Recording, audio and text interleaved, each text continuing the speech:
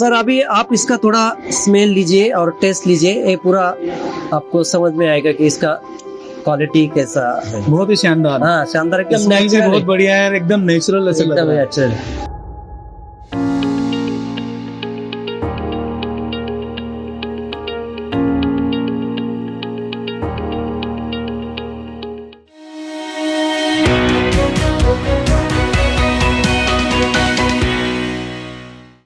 नमस्कार, KVK Nashik video tour series में आज कृषि विज्ञान केंद्र के वैज्ञानिक डॉक्टर हेमराज राजपूत सर हमारे साथ मौजूद है, जो नारियल की खेती की जानकारी देंगे।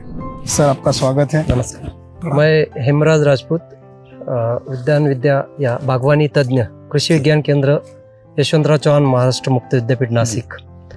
आज हम नारियल खेती के बारे में जानकारी लेने वाले हैं। जी। वैसे तो नारियल ये जो फल है ये मोस्टली कोस्टल मतलब समुद्र के ये आते हैं, जहाँ पे हवा में ज़्यादा नमी होती है या थोड़ा हॉट ह्यूमिड क्लाइमेट का क्रॉप है। लेकिन अभी हम देख रहे हैं कि जहाँ पे इरिगेशन की अवेलेबिलिटी है, अच्छी ज़मीन है, तो उसमें भी नारियल खेती की जा सकती है। बहुत सारी अलग अलग इसके वैरायटीज़ अभी निकली कि जो हम अक्रॉस द कोस्टल एरिया से आगे भी ले सकते हैं। वैसे बहुत साल चलने वाला क्रॉप है, इसको कल्पवृक्ष बोलते हैं। इसका आयुर्मान भी बहुत 100 साल तक भी हो सकता है। तो हमारे कृषि विज्ञान केंद्र के लगभग 20 से 22 एकड़ में हमने ये 2000 साल में मतलब आज से 25 साल पहले ये प्लांटेशन किया था। ये 20 बाय 20 फीट पे इसका प्लांटेशन किया, मतलब प्लांट टू प्लांट डिस्टेंस और रो टू रो डिस्टेंस 20 बाय 20। इससे एक एकड़ में 110 पौधे इसमें बैठते हैं। अभी ये नारियल की प्लांटेशन के बाद में 6 से 7 साल के बाद में उसका क्रॉप आना शुरू होता है। अभी इसमें जो अलग अलग वैरायटीज है, ये जो वैरायटी है इसको महाराष्ट्र में बानावली बोलते हैं या उसको वेस्ट कोस्ट स्टॉल करके, मतलब ये बहुत ही लंबी वैरायटी है। लेकिन इसका जो फल है वो बहुत बड़ा रहता है। साल भर में 100 के ऊपर इसके फल का प्रोडक्शन मिल सकता है। दूसरा, इसमें पानी, जो नारियल पानी के लिए भी बहुत अच्छी है, इसमें पानी का प्रमाण भी ज़्यादा है। इसमें जो खोबरा होता है उसका थिकनेस भी ज़्यादा है। खोबरा के बाद में उससे जो ऑयल निकलता है उसमें ऑयल परसेंटेज भी ज़्यादा है। दूसरा, ये ज़्यादा से कीड़ रोग के लिए ज़्यादा इसके ऊपर बीमारी ज़्यादा नहीं आती है। तो ऐसे ये हमने 20-25 साल पहले इसका प्लांटेशन किया। अभी साल भर में पूरा हमारा जो 2 से 2000 तक जो पौधे हैं उससे हमें साल भर में 50,000 से ऊपर फल मिलते हैं। अच्छा। बहुत सारे फल हम शुरू में उसके खोबरे के लिए, जो हम पूजा पाठ के लिए यूज़ करते हैं, इसके लिए हम बेच रहे थे। लेकिन इसका प्रोडक्शन बहुत बढ़ गया है। बहुत सारे फल जो है पेड़ के ऊपर तैयार हो जाते हैं, उसका खोबरा बोलते हैं हम, वो तैयार हो जाता है। तो अब हम उसका ऑयल एक्सट्रैक्शन करके उसका वैल्यू एडिशन करने का हमने अभी यूनिट डाला है, जो कि ग्रामीण युवक के लिए या छोटे फार्मर है उनको खेती के साथ में पूरक व्यवसाय भी इसमें वो कर सकते हैं, खुद का रोजगार भी इसमें इसकी संधि है। दूसरा, नारियल का आपके पास अच्छी तरह से पानी की अवेलेबिलिटी है, ड्रिप इरिगेशन सिस्टम किया है और अच्छी तरह से इंटीग्रेटेड अप्रोच में उसका व्यवस्थापन करते हैं, तो इसमें यील्ड भी अच्छा आता है। 10 साल के बाद में इसका यील्ड बढ़ते जाता है। बहुत सारे फार्मर सोचते होंगे तो बहुत लंबा क्रॉप है, लेकिन उसको बाद में बहुत अच्छा मतलब हम जैसे कि 10 साल 12 साल 15 साल के बाद में इससे यील्ड पोटेंशियल भी बहुत अच्छी इसमें है। दूसरा, हम देख रहे हैं कि कितनी भी धूप होती है तो नारियल का जो पत्तों का जो है तो उससे पार्शियल शेड बगीचे में रहता है या बाग में रहता है, तो इसमें इंटर क्रॉप भी हम ले सकते हैं। अच्छा। जो कि अभी हम क्लाइमेट में देख रहे हैं कि टेम्परेचर बढ़ने की वजह से कुछ क्रॉप पे प्रॉब्लम आते हैं। तो ऐसे जो हल्दी है, अदरक है या कोई भी ट्यूबर क्रॉप जैसे वेजिटेबल क्रॉप से या leafy vegetable, mostly summer area में इसमें इंटर क्रॉप भी इसमें ले सकते हैं और इसमें कल्टीवेशन वगैरह ये करना भी बहुत ही आसान हो सकता है। तो ऐसा ये नारियल में हम मल्टीपर्पज़, इसमें तो और कुछ मसाले वाले जो मतलब कोस्टल एरिया में तो इसके ऊपर मसाला क्रॉप भी इसमें लेते हैं, जैसे ब्लैक पेपर है, दालचीनी, लवंग, इसका भी क्रॉप इसमें ले सकते हैं।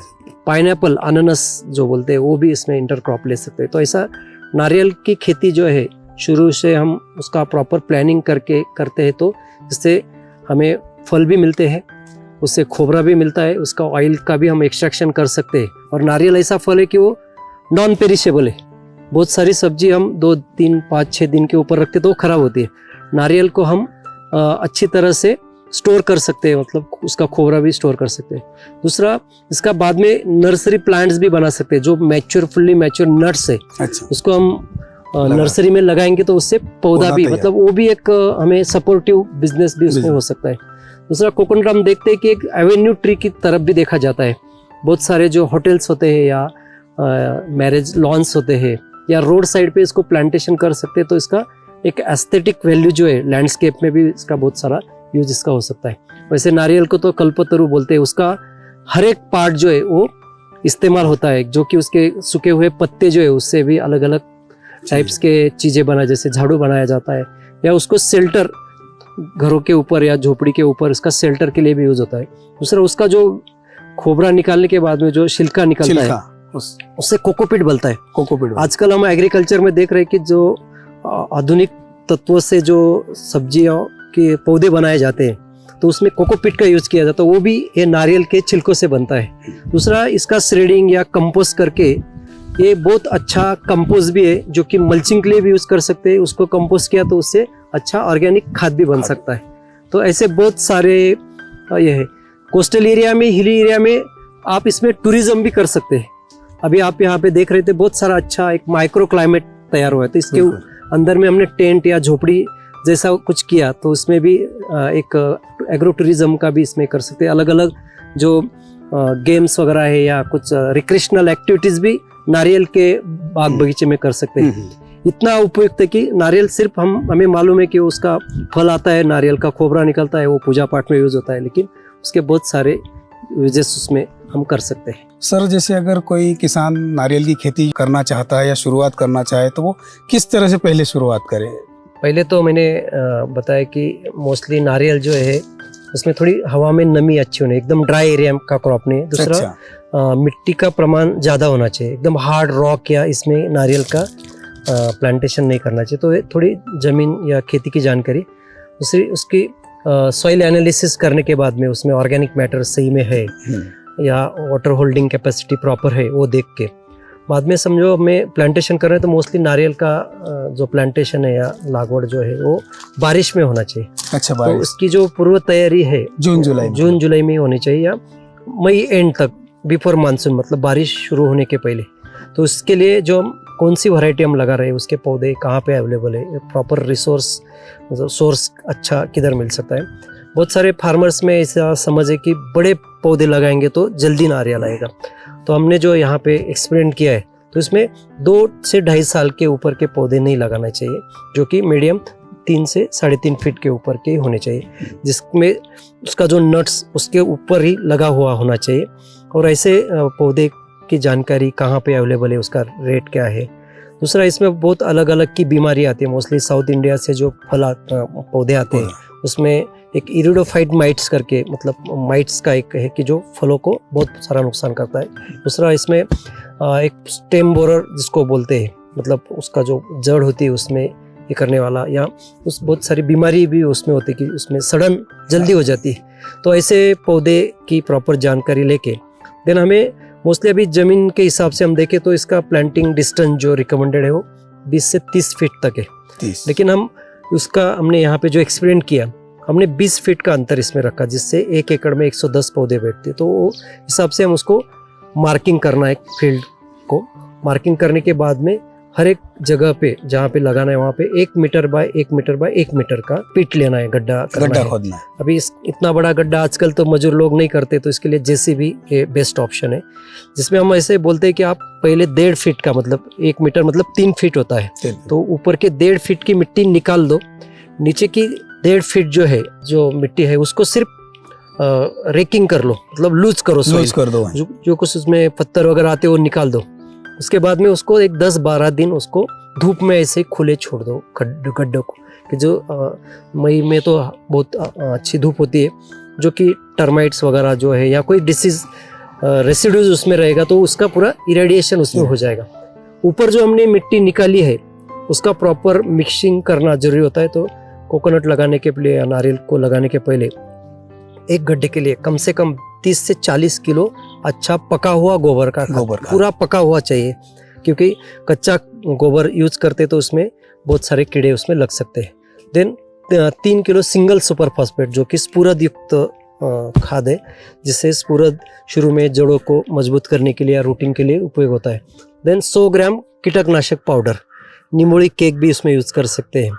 ऐसा उसका पूरा वो जो ऊपर हमने मिट्टी निकाली 1.5 फीट की, उसमें अच्छी तरह से उसको मिक्स करना है। देन उसको गड्ढे में डाल के पूरा जमीन के लेवल के ऊपर तक उसका जो गड्ढा भर के उसमें एक बेसिन बना के छोड़ देना है। और 2-3 अच्छी बारिश होने के बाद में फिर पौधा का प्लांटेशन उसमें करना है। तो ये पूर्व तैयारी बहुत जरूरी होती है। बहुत सारे फार्मर बारिश के बाद में करते हैं, लेकिन वो गड्ढा प्रॉपर होता नहीं है, पूरा मिट्टी गीली होती है तो प्रॉपर मिक्सिंग नहीं होता है, और जब सूख जाता है गीला मिट्टी तो हार्ड हो जाती है और फिर पौधा अच्छी तरह से नहीं बढ़ता है। तो ये बहुत इंपॉर्टेंट बात है जो कि बेसिक है, और वो बाद में हम बदल नहीं सकते। एक बार आपका पौधा लग गया तो दोबारा आप गड्ढा निकाल नहीं सकते। देन प्लांटेशन जो मैंने बताया कि 2-3 बारिश होने के बाद में, या फार्मर के पास पानी देने की सुविधा है, उन्होंने ड्रिप लगवा लिया है, तो फिर उसको वो भी अरेंजमेंट करके पूरा गड्ढा भिगा के बाद में उसको प्लांटेशन उसमें करना है। अभी जो हम प्लांटेशन के लिए पौधे लाते हैं तो वो 2 टाइप के मिलते हैं, कुछ बैग्स में मिलते हैं, दूसरे ओपन भी मिलते हैं। ओपन मिलते हैं तो फिर सीधा उसको लगा सकते हैं। बैग में मिलता है तो उसको बैग जो पॉलीथीन बैग नर्सरी बैग हो तो फाड़ के उसका जो रूट बाउल है उसको हल्के से, जो गड्ढा हमने किया है जो मिट्टी भरा है, तो उसको जो बैग साइज है या उसका जोड़ों का जितना साइज है उतना साइज का गड्ढा करके उसमें रखना है। वो पौधा लगाने टाइम पे जो नारियल के ऊपर उसका जो स्टेम आता है वो मिट्टी में नहीं दबना चाहिए। अच्छा, हाँ, फार्मर क्या करते हैं कि बहुत सारे जमीन के नीचे दबा देते हैं, फिर उसका स्टेम मिट्टी में चला जाता है, फिर वहां से सड़न शुरू हो जाती है। तो धीरे धीरे उसको मिट्टी लगाने का काम करने का है। तो ऐसा लगा के सब बाजू की मिट्टी पाव से अच्छी तरह से दबा के फिर ऐसा प्लांटेशन उसमें करना है। उसके बाद में बारिश अच्छी है तो ठीक है, समझो बारिश नहीं, पानी की जरूरत है, उसको अल्टरनेट डेज कम से कम पानी मिलना चाहिए। ऐसे पानी की सुविधा ड्रिप से या फ्लड से उसमें दे सकते हैं। सर, ये जो आपने बताया नारियल के बारे में कि नारियल की खेती कहाँ कहाँ हो सकती है, किस किस क्षेत्र में हो सकती है? मोस्टली अभी नारियल जो है ये जहाँ हवा में ज्यादा नमी है, मतलब ह्यूमिडिटी मॉइस्चर ज्यादा है, लेकिन कुछ एरिया समझो कोस्टल से छोड़ के, अच्छा, जहाँ पे थोड़ा रिवर साइड है या डैम साइड है, वहाँ बड़े डैम्स है, या थोड़ा फॉरेस्ट एरिया है, अच्छा, थोड़ा हिली टेरियन है जहाँ पे मतलब फॉरेस्टेशन ज्यादा है, अच्छा, जंगल ज्यादा है, मतलब ड्राई एयर जहाँ पे नहीं होती है, ऐसे एरिया में भी मतलब हवा के अंदर नमी वाला क्षेत्र होना चाहिए। बराबर है। तो और दूसरा पानी की अवेलेबिलिटी, पानी भी मतलब इरिगेशन वाटर की। सो नारियल को साल भर में, मतलब बारिश में भी जब बारिश नहीं होती है तो पानी लगता है, उस टाइम पे भी पानी लगता है। दूसरा थोड़ा पानी धरने वाली जो जमीन है, वाटर होल्डिंग कैपेसिटी जिसका अच्छी है, हाँ, जिसमें इसमें भी नारियल की खेती हम, जैसे जो काली मिट्टी, हेवी मिट्टी, जिसकी वाटर होल्डिंग कैपेसिटी ज्यादा है, हाँ, मतलब जिसमें पानी रिटेंशन होता है और निकल भी जाता है, ऐसी जो जमीन है, अच्छे निचरे वाली जमीन।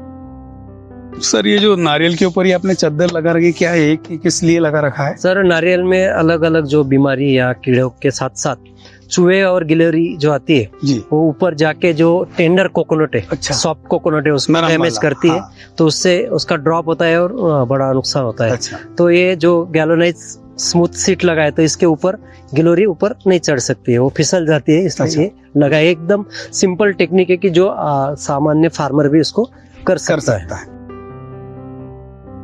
सर, एक पेड़ से हमें कितना नारियल मिलता है सूखा? सर, अभी वैरायटी के ऊपर है जी, तो अभी ये जो अनुमानित 100 से ऊपर फल मिलते हैं, 100 एवरेज 100 के ऊपर फल मिलते हैं। अच्छा। और वो भी इकोनॉमिकली सही रहता है 100 फल। और सर, जो 100 फल मिले उसमें अगर हम ऑयल एक्सट्रैक्ट करेंगे, ऑयल निकालेंगे, तो ऑयल कितना निकलेगा उससे? सर, अभी वैरायटी के ऊपर डिपेंड है। अभी ये जो हमने वैरायटी लगाई है वेस्ट कोस्ट ऑयल, जिसको बानावाली बोलते हैं, इसमें 60% ऑयल, 60% ऑयल, तो कितना हो गया? 1 किलो कोबरा का, मतलब जो सूखा हुआ खोबरा रहेगा ना, उसमें से 1 किलो खोबरा का आप एक्सट्रैक्शन करेंगे तो आपको 600 ml तक उसमें मिलेगा। 1 एकड़ में नारियल के 110 पेड़ होते हैं और एक पेड़ से साल भर में लगभग 100 नारियल मिल सकते हैं। यहाँ 10 नारियल से 1 किलो खोपरा बनता है। खोपरा से ऑयल निकालने का रेट 60 से 65% तक का होता है। इस हिसाब से एक पेड़ से 6.5 लीटर और पूरे 1 एकड़ से लगभग 715 लीटर प्योर कोकोनट ऑयल निकल सकता है। 800 से 900 रुपए पर लीटर के मार्केट रेट के मुताबिक 715 लीटर तेल की टोटल कीमत बनती है लगभग 6,07,000 रुपए। इसमें से अगर एक्सट्रैक्शन और मेंटेनेंस का खर्चा निकाल दे तो 1 एकड़ से सालाना साफ मुनाफा लगभग 5 लाख रुपए तक का हो सकता है। इसी के साथ इंटरक्रॉप में लगी दूसरी फसल से भी किसान को अच्छा मुनाफा हो सकता है।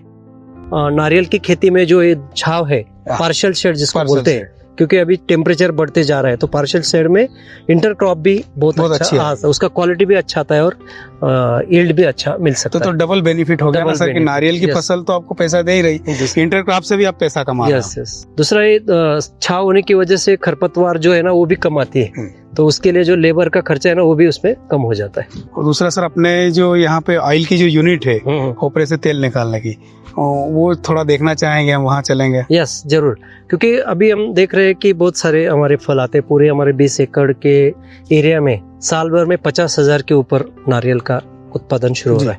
तो जो ड्राई कोबरा है वो तो हम मार्केट में बेचने की वजह से उसका वैल्यू एडिशन कर रहे हैं और हमने कोबरे का तेल का एक्सट्रैक्शन यूनिट शुरू किया है, जिससे हम हर दिन एक 20 से 25 किलो कोबरे का प्रोसेसिंग कर रहे हैं। तो वो यूनिट हम देख सकते हैं, जो कि फार्मर्स को खुद के लिए कुछ ऐसा बिजनेस स्टार्ट करना है तो उसके लिए बेनिफिशियल हो सकता है। बिल्कुल सर।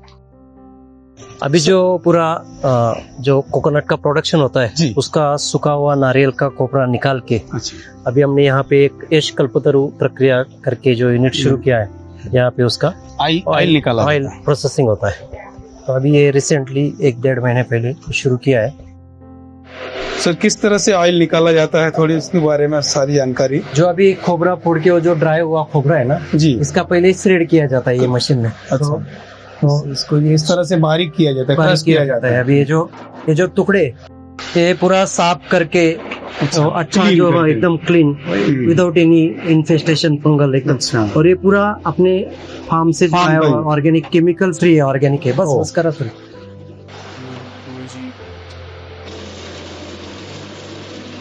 ऐसे इतना थ्रेड निकलता है, ये यहाँ से क्रश तो ये क्रश होता है। क्योंकि वो जो मशीन में ऑयल एक्सट्रैक्ट करने के पहले इसको थोड़ा फाइन करना चाहिए। बारीक करना पड़ेगा, तब जितना बारीक हो जाएगा उतना ऑयल एक्सट्रैक्शन के लिए आसान हो जाता है। वहाँ जो क्रश हुआ है इसको यहाँ ऑयलिंग प्रोसेस के लिए Yes, लाया जाता अभी है। इसको ये ऑयल एक्सट्रैक्शन यूनिट में डालेंगे। जी, अभी ये इसको ये जो छिला हुआ छिलका यहाँ पे डाला हुआ है पेंट, उससे स्क्रू टाइप जूस एक्सट्रैक्टर इसमें है, रिपेलर है, उससे अभी ये ऑयल यहाँ से एक्सट्रैक्ट हो रहा है। और बाद में डी ऑयल केक जो है जिसका जो केक है वो यहाँ से निकल रहा है। कोकोनट फ्लेक्स यहाँ से बाहर आ रहा है। ये सर ये इसका क्या यूज होता है सर, जो कोकोनट केक सर निकला है अभी इसका? इसमें लगभग 2 या 5% ऑयल बचा हुआ है। जी, तो ये अलग अलग इसके बाय प्रोडक्ट बन सकते हैं, जैसे खोबरा बर्फी बन सकते हैं, खोबरा का लड्डू बन सकता है, या खोबरा चिक्की बन सकता है, या अलग अलग चटनी जो है लाल मिर्च डाल के लहसुन वाली, खाने विदाउट में- लहसुन ऐसा, या इसको फ्राई करके इसका मसाला भी बना सकते हैं। अलग अलग सब्जियों में भी इसका यूज होता है, तो ये बेकार जाने वाला नहीं। या कोई कैटल फीड करके भी इसका यूज हो सकता है, जो कि बर्ड्स के लिए ये यूज होता है। तो तो इसका बाय प्रोडक्ट भी बहुत ये- सारे इसका यूज हो सकता यस, है। ये बाय प्रोडक्ट है।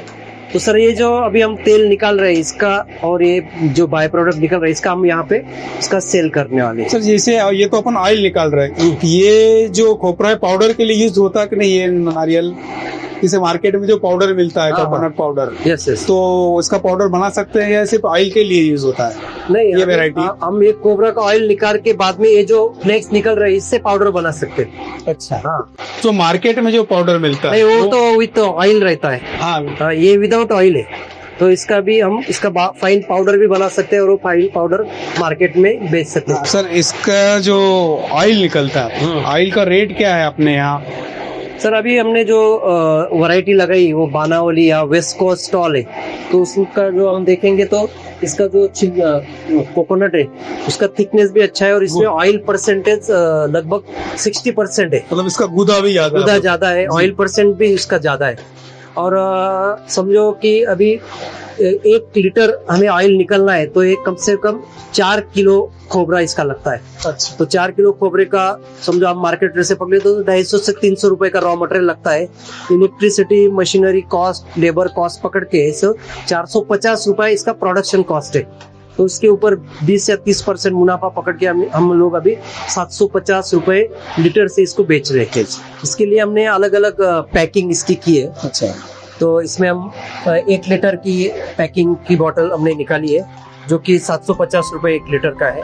दूसरा 200 ml का बोतल पैकिंग किया है और तीसरा जो है वो 500 ml का है। तो इसके हिसाब से हम उसको तो सर ये ऑयल अब खाने में यूज कर सकते हैं या बालों में लगाने या क्या क्या यूज हो ये सकता है? अभी हमने देखा कि ये पूरा क्लीन हाइजीनिक है, केमिकल फ्री है और इसका आप स्मेल लेंगे तो ये एडिबल ऑयल है, इसमें कोई भी कंटेमिनेशन नहीं है, कुछ प्रिजर्वेटिव नहीं डाला है। बहुत ही शानदार खुशबू आ रही है इसके तो अंदर। इसलिए इसको हम एज ए एडिबल पर्पस भी यूज कर सकते हैं। मतलब खाने के लिए भी यूज कर सकते हैं, सिर में लगाने या बॉडी पे मालिश के लिए भी यूज कर सकते हैं। सर ये जो ऑयल है, हाँ हाँ ये हल्का सा गर्म भी लग रहा है यहाँ पे। सर, प्रॉपर एक्सट्रैक्शन के लिए उसको एक टेम्परेचर मेंटेन रखना पड़ता है, तभी हमें प्रॉपर इसका रिकवरी मिलता है। अभी आप देखेंगे ना, ये ड्राई होके निकल रहा है ना। अच्छा, तो इसके एक मॉडरेट टेम्परेचर सेट करना पड़ता है, तभी हमें वो तो इसके अंदर हीटर भी लगा हुआ है। हाँ वो सब उसको सिस्टम है कॉइल।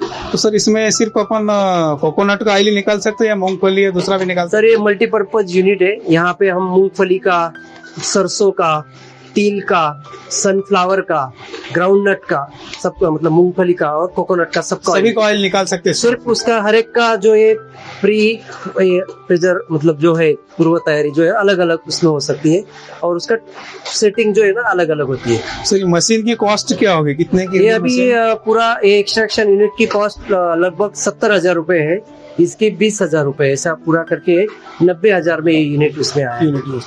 पैकेजिंग मटेरियल अलग। इसमें मोटर वगैरह कितने वो लगा? ये सिंगल फेज 2 HP मोटर है, सिंगल फेज। ये सिंगल फेज और हम देखेंगे तो 10 बाय 12 की जगह पे हम ये यूनिट लगा सकते हैं। इसको ज्यादा जगह, छोटी सी जगह में भी यूनिट चालू कर सकते हैं।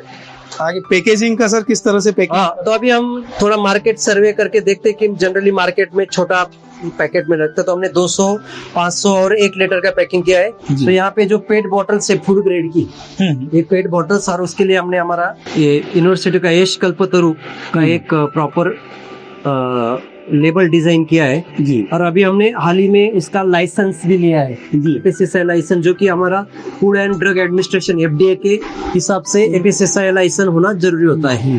तो इसके लिए हमने हमारा जो सैंपल है उसका प्रॉपर लेबोरेटरी टेस्टिंग किया है, इसका पूरा एनालिसिस करके फिर हमें एफएसएसआई लाइसेंस दिया है। और हम इसको पहले तेल निकालने के बाद में 1-2 दिन के लिए इसको सेटल होने देते हैं इसी में। हाँ, क्योंकि ये विदाउट रिफाइन है, ये रिफाइन नहीं किया हुआ है, विदाउट फिल्टर है, इसलिए इसका जो गाढ़ा होता है उसको सेटल होने देते हैं। बाद में फिर इसको सर ये रिफाइन और विदाउट रिफाइन में डिफरेंस क्या है? यस, रिफाइन में क्या होता है एकदम आपको क्रिस्टल क्लियर दिखेगा, लेकिन इसमें जो कुछ न्यूट्रिएंट्स है वो भी वो फिल्टर हो जाते हैं। तो वो हीट होके फिल्टर करते हैं, कैसे करते हैं? नहीं, उसका वो रिफाइनरी अलग होती है, वो फिल्टर प्रेस होता है, उससे हाई प्रेशर में फिल्टर पास करके उसको निकालते हैं, लेकिन उसमें जो कुछ न्यूट्रिशनल फैक्ट्स कम हो जाती है। और अभी ये पूरा नेचुरल हमने इसको किया है, ये सेटल होने के बाद में ये पूरा क्लियर हो जाता है इस तरह से, फिर बाद में उसको फिलिंग करते हैं। कितना क्लीन दिखता है, एकदम क्लीन होता है, लगे जीपन भरा और ढक्कन लगा था। ये 2 बोन इसमें डाल। हाँ, ये तो सर अभी आप इसका थोड़ा स्मेल लीजिए और टेस्ट लीजिए, ये पूरा आपको समझ में आएगा कि इसका क्वालिटी कैसा है। बहुत ही शानदार। हाँ, शानदार, एकदम स्मेल भी नेचुरल, बहुत बढ़िया है, एकदम नेचुरल ऐसा लग एकदम रहा है। Natural, without chemical. अभी हमने ये यहाँ पे ही हमारे कैंपस में इसका सेल स्टार्ट किया है, तो समझो हफ्ते में हम। खुशबू भी बहुत शानदार बहुत है, बढ़िया। जो ओरिजिनल नारियल की खुशबू आती है वो खुशबू है इसके अंदर। केवी के नासिक की वीडियो सीरीज में आपने देखा है कि नारियल की प्रोसेसिंग, खेती से लगा के प्रोसेसिंग और उसका ऑयल एक्सट्रैक्ट कैसे किया जाता है, एकदम नेचुरल तरीके से जो ऑयल बनाया जाता है, जो एकदम शुद्ध, 100% शुद्ध, किसी भी प्रकार की इसमें मिलावट नहीं है और खाने योग्य है। आप अपने बालों में लगा सकते हैं, मालिश है, इसका मेडिसिनल उपयोग भी हो सकता है, किसी भी जड़ी बूटी में मिला के भी उपयोग कर सकते हैं। तो बहुत ही एक ज्ञानवर्धक जानकारी दी है राजपूत सर ने हमको। और जो लोग भी जो किसान भाई या जो भी दर्शक हमारे जो इसको देख रहे हैं, वो ऑयल भी परचेस कर सकते हैं और इस तरह से यहाँ से ऑयल मंगवा भी सकते हैं। इनके पास सर्टिफिकेशन भी है कि बहुत ही अच्छी तरीके से ये ऑयल तैयार करते हैं। सर, आपने जो भी जानकारी दी, ज्ञानवर्धक जानकारी दी सारी नारियल की खेती से लगा के, तो जो भी जानकारी दी उसके लिए बहुत बहुत धन्यवाद और सारी आपकी टीम को बहुत बहुत धन्यवाद। Okay, thank you very much.